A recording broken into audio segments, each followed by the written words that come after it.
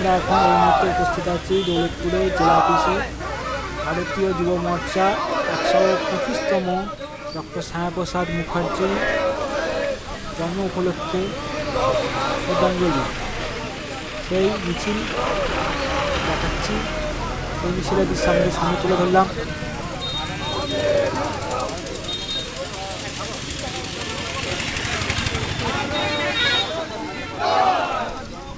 মিছিল সূচনা হয়ে গেছে দৌলতপুর জেলা অফিস থেকে পল্লীশ্রী মোড় পর্যন্ত যাবে। সেই দৃশ্য আপনাদের সামনে তুলে ধরলাম সরাসরি এসজি ব্লকের মাধ্যমে। আপনারা দেখছেন এসজি ব্লক। আমি সৌরভ, আন্তরিক অভিনন্দন।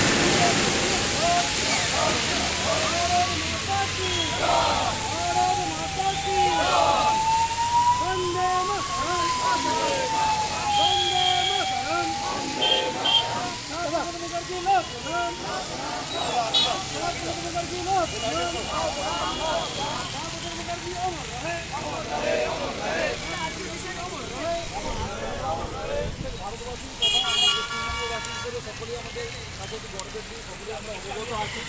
আজকে ভারত কেশরী ডক্টর শ্যামাপ্রসাদ মুখোপাধ্যায়ের আজকে 125তম জন্মদিবস। সেই উপলক্ষে আমরা প্রত্যেকটা মণ্ডলে এবং জেলার প্রত্যেকটা বুথে আমরা শ্যামাপ্রসাদ মুখোপাধ্যায়ের জন্মদিবস পালন করছি। তার সাথে সাথে আমরা আরামবাগ পৌরমণ্ডল যে যুব মোর্চা আছে তার উদ্যোগে আমরা এখানে প্রভাব ফেরি একটা বের করেছে এবং প্রত্যেকটি জায়গায় আমাদের শ্যামাপ্রসাদ মুখোপাধ্যায়কে শ্রদ্ধার সাথে আজকে ওনাকে সম্মান শ্রদ্ধাঞ্জলি সেই উপলক্ষে আজকে আমরা ভারত মাতা কি জয়, ভারত মাতা কি জয়।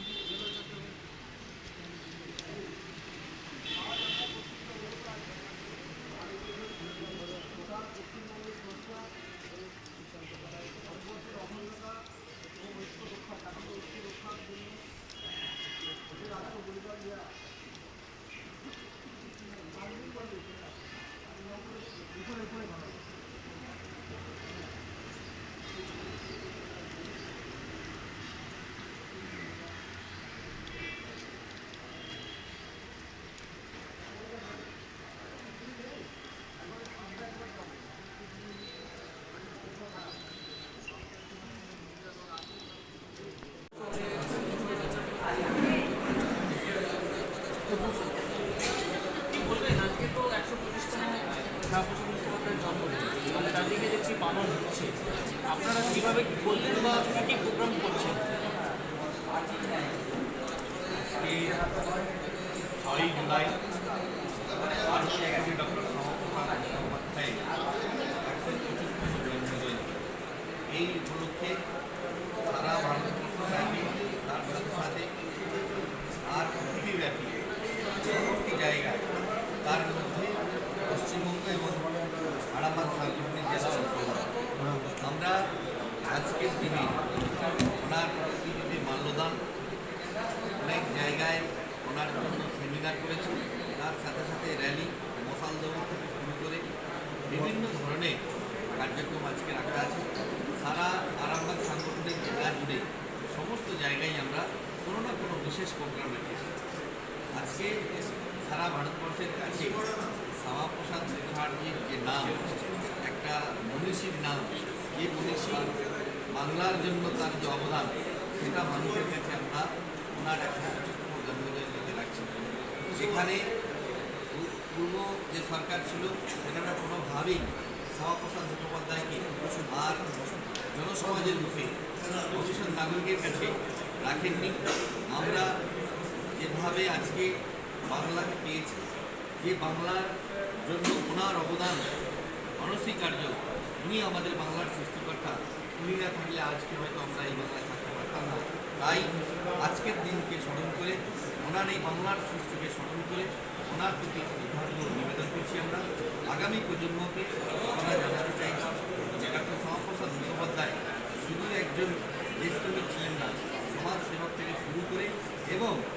বাংলার রক্ষাকর্তা হিসেবেও তিনি ছিলেন, আমাদের বিশেষ করে হিন্দুদের রক্ষাকর্তা হিসেবেও তিনি জানিয়েছিলেন। এই বিষয়টা আজকে জনসমক্ষে বোঝাবার সময় এসেছে। আর আগামী দিনে আপনারা দেখতে পাবেন প্রত্যেকটা সিলেবাসে সকল জায়গায় ডক্টর শ্যামাপ্রসাদ মুখার্জি সম্পর্কে বই আছে, বইয়ের ভেতরে লেখা সিলেবাসে অন্তর্ভুক্ত হবে এবং আমরা ওনাকে জানতে পারবো। স্বাধীনতার পর বিজেপি রাজ্যে প্রথম এবং তারপরে আজকেই সেই রাজ্যেই শ্যামাপ্রসাদ মুখোপাধ্যায়ের জন্মদিন, কেমন লাগছে? একদম সকলের মনে হচ্ছে যেন এই প্রথম পরাধীনতার গ্লানি মুক্ত হয়ে আমরা যেন স্বাধীনতা পেয়েছি। এই যাবৎ পর্যন্ত যে স্বাধীনতা আমরা পেয়েছিলাম সেটা আমাদের কাছে স্বাধীনতা ছিল না। স্বাধীনতা এখনই পেয়েছি যখন পশ্চিমবঙ্গে বিজেপি সরকার এসেছে। তারপর থেকে আমাদের অনুভব হয়েছে যে আমরা দীর্ঘ 1100 বছরের আর অনুশাসন দিয়ে কুশাসন থেকে মুক্ত হয়ে আজকে আমরা সুশাসনের দিকে এগিয়ে চলেছি এবং স্বাধীনতার বছর পালনটা আজকে আমরা উজ্জ্বল হয়ে পড়েছি। কারণ যে শ্যামাপ্রসাদ মুখোপাধ্যায়ের জন্য আমরা গলা চিটিয়ে আর কথা বলতে পারছি, বুক চিটিয়ে বাঁচতে পারছি, সেই জন্য তার প্রতি শ্রদ্ধা জানিয়ে আজকে কিন্তু আমরা সবাই ব্যাপকভাবে উপলব্ধি করি। বিজেপি কর্মীরা বলছে 2014 পর স্বাধীনতা আসছে, আপনি বললেন আজকে স্বাধীনতার স্বাদ পেয়েছে, তাহলে আপনার কাছে স্বাধীনতার মানেটা কি? আমার কাছে স্বাধীনতা বিজেপি কর্মীরা যেটা বলছেন 2014 সালে মোদীজি ভারতবর্ষের শাসন ক্ষমতায় এসেছিলেন, তখন ওনার দৃষ্টিতে বলেছেন, তখন কিন্তু পশ্চিমবঙ্গে আমাদের শাসন ক্ষমতা ছিল না। তাই আজকে পশ্চিমবঙ্গে শাসন ক্ষমতা পাওয়ার কারণে আমি 2014-কে একটু বাড়িয়ে দিয়ে আর এই যে আমাদের 26 সাল, সেই 26 সালকে অ্যাড করে বলতে চাইছি প্রকৃত বাংলার স্বাধীনতা যেটা সেটা আজকে পেয়েছি।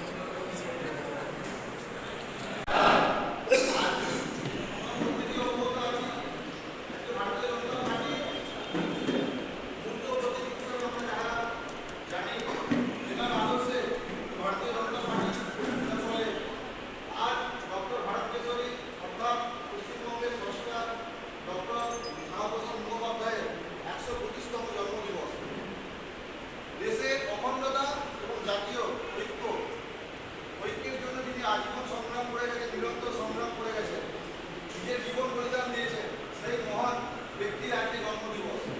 সেই উপলক্ষে আজকে আমরা আরামবাগ সাংগঠনিক জেলায় উপস্থিত হয়েছি। আর আমাদের মধ্যে উপস্থিত আছেন আরামবাগ সাংগঠনিক জেলার সম্মানীয় সভাপতি মাননীয় সুশান্ত কুমার বেরা মহাশয়। তার সাথে উপস্থিত আছেন কুসুরা পঞ্চায়েত প্রধান, চিংড়ে পঞ্চায়েতের প্রধান সুভাষ কুন্ডু মহাশয় এবং আরও আমাদের যুব মোর্চা ভাইরা উপস্থিত আছে। এখানে আরামবাগ টাউন মন্ডলের যুব মোর্চার সভাপতি ভাই সঞ্জয় মালিক উপস্থিত আছে এবং আরও যারা উপস্থিত আছে প্রত্যেক কার্যকর্তাকে ভারতীয় জনতা পার্টির পক্ষ থেকে গৈরিক অভিনন্দন। আমি সুশান্তকে আগ্রহ করছি আজকের দিনে শ্যামাপ্রসাদ মুখোপাধ্যায়ের সম্বন্ধে উনি আমাদেরকে একটু মার্গদর্শন দেন।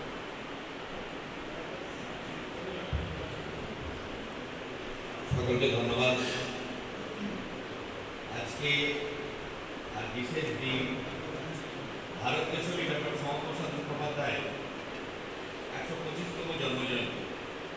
সেই উপলক্ষে যে আমরা অনুষ্ঠানের সূচনা করেছি, এই আনুষ্ঠানিক মঞ্চে উপস্থিত আছেন আরামবাগ সাংগঠনিক জেলার যুব মোর্চার সভাপতি সম্মানীয় কার্তিক দত্ত মহাশয় এবং তার সাথে সাথে এই মণ্ডলে নবঘোষিত যুব মোর্চার সভাপতি সঞ্জয় মালিক, সম্মানীয় সঞ্জয় মালিক মহাশয়, তার সাথে সাথে নদীপুর অঞ্চলে সম্মানীয় প্রধান সুভাষ হাজরা মহাশয় আমাদের সাথে উপস্থিত আছেন।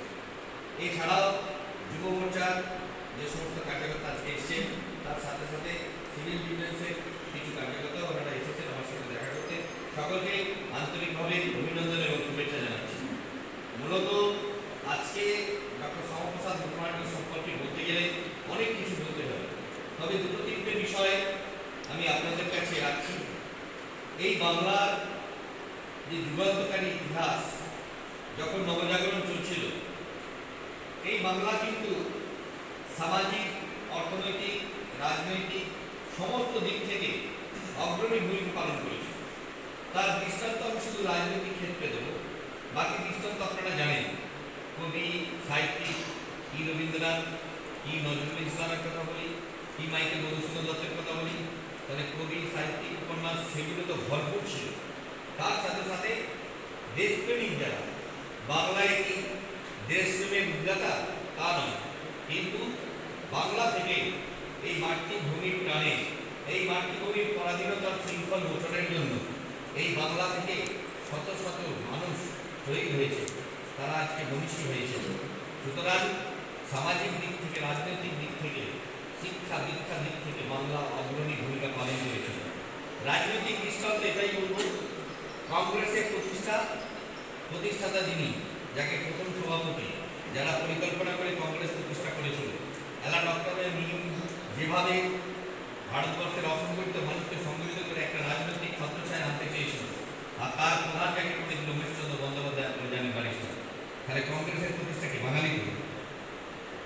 ইংরেজ এলা ডক্টরের নিয়ম ওদের একটা অন্য যুক্তি ছিল যে যত্রতত্র যা ইচ্ছে তাই আন্দোলন হয়ে যাচ্ছে, এক জায়গায় রাখা যাচ্ছে না, তোমরা একটা রাজনৈতিক প্ল্যাটফর্ম করো, সেই প্ল্যাটফর্ম থেকে আন্দোলন করো।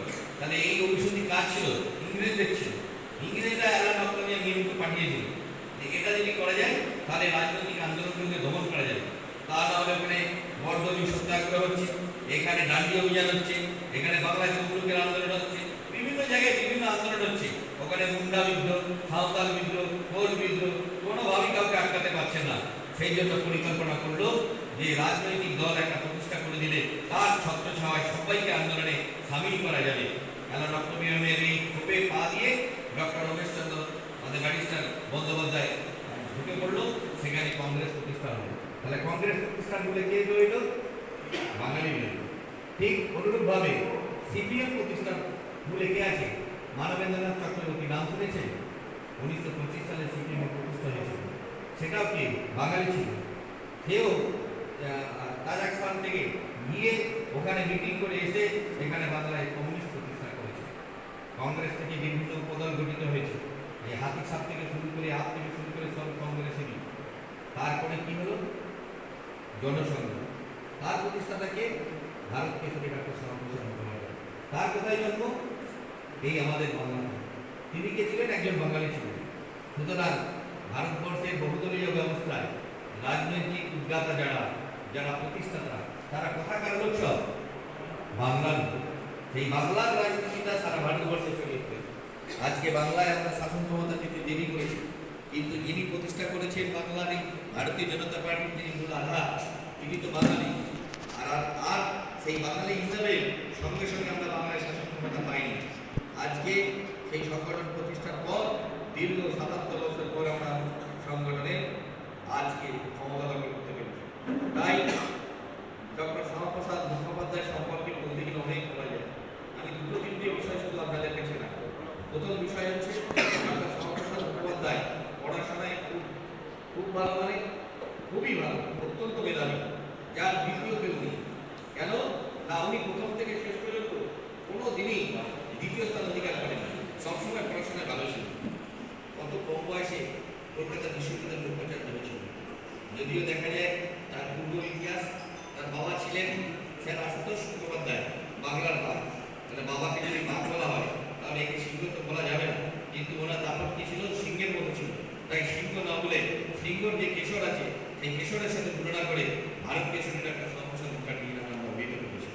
অর্থাৎ সিংহের যে বীর্য, সেই বীর্যটা শ্যামাপ্রসাদের মধ্যে ছিল, আর বাবার মধ্যে ছিল বাংলার যে রয়্যাল বেঙ্গল টাইগার, সেই বাংলার বাঘের বীর্য। শিক্ষিত পরিবার, বাবা যেমন কলকাতা বিশ্ববিদ্যালয়ের উপাচার্য ছিলেন, উনিও হয়েছেন, অনেক অল্প বয়সে হয়েছেন। তার সাথে সাথে দীর্ঘ 20 বছর শিক্ষকতা জীবন অতিবাহিত করার পর বিভিন্ন জায়গা থেকে ওনার যে সমাজসেবা এবং সংগঠিত মানুষের প্রতি যে শ্রদ্ধা ছিল, তিনি তখন বুঝতে পারলেন যে কোনো রাজনৈতিক প্রেক্ষাপট বা ছত্রছায়ায় থাকলে তাদের দাবি দেওয়াটা বেশি বেশি করে মানুষ শোনে। সেই জন্য কংগ্রেস ছিল, মুসলিম লীগ ছিল, ওদের দাবির উপর ভিত্তি করে উনি দেখলেন ওনারা যেটা বলছেন সেটাই হচ্ছে, আমাদের কোনো কথা গ্রাহ্য হচ্ছে না। তাই উনি চিন্তা করলেন এই দুই দলের মধ্যেখান থেকে আলাদা করে চিন্তা ভাবনা, ভারতবর্ষে একটু স্বাধীন হয়ে যাওয়ার পর এই ভারতবর্ষের এত সংস্থা খাড়া করবে, এরা তো করবে না, কংগ্রেসের দেখানো পথে কেউ করবে না। এইদিকে মুসলিম আলাদাভাবে চলে গেছে। স্বাভাবিকভাবে তার মনে হয়েছিল এই বাংলাতে শিল্পে, এই বাংলাকে শিক্ষায়, এই বাংলাকে মানব সম্পদের উন্নতি করতে হবে, আর বিচ্ছিন্নকামী যারা শক্তি আছে তাদেরকে দমন করতে হবে। সেই উদ্দেশ্য নিয়েই ওনার রাজনীতিতে প্রবেশ। প্রথমে লিখে বলল হিন্দু মহাসভা, তারপরে এই বড় প্রতিষ্ঠান যখন অখিল ভারতীয় হিন্দু মহাসভায় দায়িত্ব নিয়ে উনি কাজ করেছেন, দীর্ঘদিন কাজ করার সুবাদে তবু সংগঠিত শক্তিকে যেভাবে উনি দেখলেন, তাদের কথাই যখন সকল শুনে ওনার কথা তখন টুকিটাকে সবাই শুনতে লাগলো। এইভাবে উনি প্রথম আর বঙ্গীয় বিধান পরিষদে ইউনিভার্সিটি ইনচার্জ হিসেবে অর্থাৎ উপাচার্য হিসেবে প্রথম নির্বাচিত হয়েছিলেন। পরে আবার ছেড়েও দিয়েছিলেন, আবার দেশের কথা দশের কথা শুনে উনি আবার পুনরায় নির্বাচিত হয়েছিলেন। এটাই হচ্ছে তার রাজনৈতিক জীবনের হাতে। এইভাবে হিন্দু মহাসভার পিছনে রাজনীতিতে আসা ওনার এটাই কারণ। আর রাজনীতিতে এসে উনি যেটা করেছেন সেটা তো আমরা সকলেই জানি, যে রাজনীতিতে এসে যদি না সঠিক কথাটা আমরা সঠিক জায়গায় তুলে দিতে পারি, তাহলে সামাজিক ক্ষেত্রে যতই আমরা আন্দোলন করি না কেন সেটা ফলপ্রসূ হবে না। সেই কারণেই উনি রাজনীতির দিকে ঝোঁক দেখাবেন। উনি দেখলেন 1940 সালে যখন লাহোর কংগ্রেসে মুসলিম লীগ দাবি করছে যে আমাদের জন্য পাকিস্তান দিতে হবে, পাঞ্জাবকে ভাগ করে আর এই বাংলাকে ভাগ করে পাকিস্তান রাষ্ট্র দাবি করল। হট করে দাবিটা তুলে দিল, কিন্তু তার পরিণতি কি হবে তারা দেখল না। কিন্তু ভারতবর্ষের মানুষ ওনাদের এই দাবিকে আর্ধেক মানুষ সমর্থন করতে লাগলো। বেশিরভাগ মানুষটাই কংগ্রেসের তখন কোনো নীতি নির্ধারণ ছিল না, যেটা ওরা সমর্থন করবে সেটাতেই ওনারা মুখ বুঝে সহ্য করেন। যখনই দেখলেন যে কংগ্রেস এবং মুসলিম লীগ দুজনেই ভারত বিভাগের চক্রান্তে আর লিপ্ত হয়ে গেছে, ইংরেজরা দেখলো যদি এই দেশকে স্বাধীনতা দিতে হয় তাহলে ভারতকে ভাগ করে দিতে হবে। কারণ হিন্দু মুসলমান এই দুটো সম্প্রদায় এই ভারতবর্ষকে স্বাধীনতা দিতে হলে কি পরিস্থিতি আছে দেখে আসুন। ওনারা এসেছিলেন, কিন্তু হিন্দু মহাসভার প্রতিনিধি হিসেবে উনি থেকে যেভাবে গর্জে উঠেছিলেন, উনি দেখলেন যে এইভাবে ভাগ করা বড় সহজ নয়। তারপরও ক্যাবিনেট মিশন পাঠিয়েছিলেন। যাই হোক, এই যে ইতিহাস, এই ইতিহাসের প্রেক্ষাপটে যদি ধর্মের ভিত্তিতে ভারত ভাগ হয়ে যায় তাহলে আমরা কোথায় যাব? আমাদের ভূমিকা কি থাকবে? যখন দুটো ভাগে ভাগ হচ্ছে, একটা হচ্ছে পশ্চিম দিকের অংশ পাকিস্তান, আর একটা দিক হচ্ছে ভারতবর্ষ। এবার ওনারা দেখলেন পাকিস্তানের আয়তনে কম হচ্ছে, সেই কারণে আয়তন কম হওয়ার জন্য ওনারা দাবি করলেন যে বাংলাদেশে মুসলিম সংখ্যাগরিষ্ঠ আছে, ওইখানে জায়গা কম, তাই বাংলাদেশটাকে পুরোটা দিতে হবে। আর পূর্ব পরিকল্পনা করেই ওনারা রেখেছিলেন ওইদিকে পশ্চিমে পাকিস্তান, এদিকের বাংলাদেশ, টোটালটা মিলে পাকিস্তান হিসাবে রাষ্ট্র হবে, আর এদিকে যেটুকু করে থাকবে সেটা ভারতবর্ষ হবে। এটা যখনই এইভাবে ভাগ হওয়ার সিদ্ধান্ত কংগ্রেস এবং মুসলিম লীগ নিয়েই ফেলেছে, সেই সময় আর উনি আন্দোলন শুরু করলেন যে সংখ্যাগরিষ্ঠ যারা হিন্দু আছে বাংলাদেশের মধ্যে, তখন আমি পুরোটা বাংলাদেশ ধরে নিলাম, তার মধ্যে যারা আছে অর্থাৎ বাঁকুড়া, পুরুলিয়া, হুগলি, হাওড়া, মেদিনীপুর, মালদা, কুচবিহার, উত্তর দিনাজপুর, এরা কোথায় যাবে? আজকে উনি এটা উপলব্ধি করলেন যে বাঙালি হিন্দুদের জন্য একটা নিজস্ব হোমল্যান্ড দরকার। সেই হোমল্যান্ডে যদি আন্দোলন না করি আমরা সেখানে গিয়ে আজকে আমরা পাকিস্তানের ভিতরে চলে যেতাম, অর্থাৎ পূর্ব পাকিস্তানে যেতাম। যদিও আজকে বাংলাদেশ পাকিস্তানের সাথে স্বাধীনতা হয়েছে, স্বাধীনতা হওয়ার পর বাংলাদেশের কি পরিণতি, সেখানকার অত্যাচার আমাদের চোখের সামনে আসছে, তাহলে আমাদের কি পরিণতি হয়তো একবার আপনারা ভেবে দেখেছেন? তাই ডক্টর শ্যামাপ্রসাদ মুখার্জির আন্দোলনের ফলে আমরা যারা এখন পশ্চিমবঙ্গে বাস করি সেই পশ্চিমবঙ্গটা ফিরে পেয়েছি। উনি তখন বলেছিলেন, তোমরা সব বড় কর্তারা তোমরা চিন্তা ভাবনা করে ভারত ভাগ করেছ, আমি বাংলা ভাগ করে দেখিয়ে দিচ্ছি। অর্থাৎ বাংলা যিনি ভাগ করেছেন সেই বাংলা ভাগের সৃষ্টিকর্তা ডক্টর শ্যামাপ্রসাদ মুখার্জি, যার জন্য আমরা যে পশ্চিমবঙ্গে বাস করি ওনার জন্যই আমরা টিকে রয়েছি। উনি যদি সেদিন আন্দোলন না করতেন আজকে আমরা এখানে বসে বাংলাদেশ হিসাবে বসে থাকতে পারতাম। আজকে চিন্তাধারা আমাদের ভারতের সাথে থাকতো না। আজকে সমগ্র কলকাতা সহ যা কিছু দেখছে, পাহাড়, পর্বত, নদী, নালা, গঙ্গা, সব কিছু কোথায় থাকতো? বাংলাদেশে থাকতো। তারপরে পরিণতি ভাগ হওয়ার পর উদ্বাস্তু বিনিময় অর্থাৎ ভারতীয় নাগরিক আর ওইদিকে মুসলিম নাগরিক যে বিনিময়ে, সেই বিনিময়ের পর যেভাবে তাদের জীবনযাত্রা হয়েছে সেই সবগুলো ইতিহাস আপনারা পরবর্তী ক্ষেত্রে জানতে পারবেন। কিন্তু তার সত্ত্বেও কিছু সংখ্যক মানুষ যাদের ওই সম্প্রীতির বার্তা যেখানে রাখা হলো তার বীজ আজকে আমরা বহন করে চলেছি। সুতরাং আমরা চাইছি যে আজকের দিনটা এই কারণেই পালন করব যে মহাপুরুষের জন্য আজকে আমরা বাংলায় থাকতে পারছি, বাংলার জল, হাওয়া, বাতাস, মাটি সমস্ত কিছু ব্যবহার করতে পারছি। সেই মহাপুরুষটাকে আজকে তার 125তম জন্মজয়ন্তীতে শ্রদ্ধা করব। আজকে আমাদের এই দিনটি পালন করার এটাই মর্মার্থ যে ডক্টর শ্যামাপ্রসাদ মুখোপাধ্যায় শুধুমাত্র একজন শিক্ষাবিদ, শুধুমাত্র একজন দার্শনিক, শুধুমাত্র একজন সমাজসেবী ছিলেন না, তিনি প্রখর রাজনীতিবিদ ছিলেন এবং তিনি তার দৃঢ়তার সাথে যেভাবে ভারতকে আর বাংলাকে ভাগ করে আমাদের হাতে তুলে দিয়েছেন সেটা একদম আমাদের কাছে স্মরণীয়, বরণীয় হয়ে থাকবে। তাই আমরা যারা এখন এখানে বসে আছি, আমরা যখন পাঠ্যপুস্তকে পড়তাম তখন কিন্তু ডক্টর শ্যামাপ্রসাদ মুখোপাধ্যায়ের কোনো কিছু বিষয় আমাদেরকে জানানো হতো না। এই কারণেই সিলেবাসের অন্তর্ভুক্ত করা হয়নি। এখন আমাদের পরবর্তী প্রজন্ম যারা আছে তারা প্রত্যেকজনই তারা সিলেবাসে পড়তে পারবে। প্রত্যেক জায়গায় 1 থেকে একদম বিএ ক্লাস পর্যন্ত কোনো না কোনো কোর্সে ডাক্তার শ্যামাপ্রসাদ মুখোপাধ্যায় কিছু না কিছু জীবনী, কিছু না কিছু তার রাজনৈতিক ব্যক্তিত্ব, কিছু না কিছু তার শিক্ষাগত যোগ্যতা, কিছু না কিছু তার শিক্ষানবিশের কী ঘটনা, সমস্ত কিছু আমাদেরকে পড়তে হবে। আর সেই দিন আগামী দিন আসছে। সুতরাং আরও অনেক বিষয় ছিল, যেহেতু আপনাদের সময় হয়ে গেছে, সকলকে আন্তরিকভাবে অভিনন্দন জানিয়ে আমি দুটো সংক্ষিপ্ত কথা আপনাদের রাখলাম। বন্দে মাতরম, ভারত মাতা।